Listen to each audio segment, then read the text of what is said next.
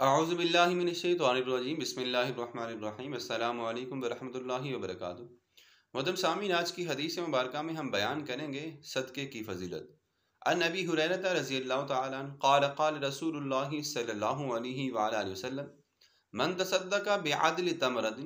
من کسب طیب ولا يقبل اللہ الا الطیب فإن اللہ يتقبلها بيمینہ ثم يربیها لصاحبها كما يربی احدکم فلوہ حتی تکون مثل الجبل، بحوالہ متفق علی مشکوٰۃ شریف جلد نمبر 1 صفحہ نمبر 167، باب فضل الصدقہ۔ سیدنا ابو ہریرہ رضی اللہ تعالیٰ عنہ سے روایت ہے کہ رسول اکرم صلی اللہ علیہ وآلہ وسلم نے ارشاد فرمایا، جس شخص نے اپنی پاک کمائی میں سے ایک کھجور کے برابر بھی خیرات کی اور اللہ تبارک و تعالیٰ پاک کمائی کے بغیر قبول نہیں فرماتا، پھر اللہ تبارک و تعالیٰ اسے اپنے دائیں ہاتھ میں گھماتے ہیں، پھر اس صدقے کو ایسے پالتا ہے جیسے تم میں سے کوئی اپنے بچڑے کو پالتا ہے، یہاں تک کہ وہ صدقہ ایک پہاڑ کے برابر ہو جاتا ہے۔ محترم سامعین،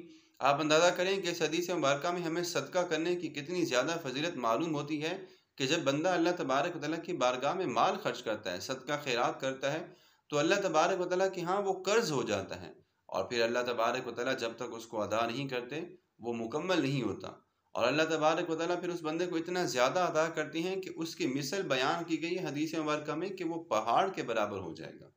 تو ہمیں اللہ تبارک و تعالیٰ کی بارگاہ میں صدقہ خیرات کرتے رہنا چاہیے۔ اللہ ہم سب کو عمل کی توفیق عطا فرمائے۔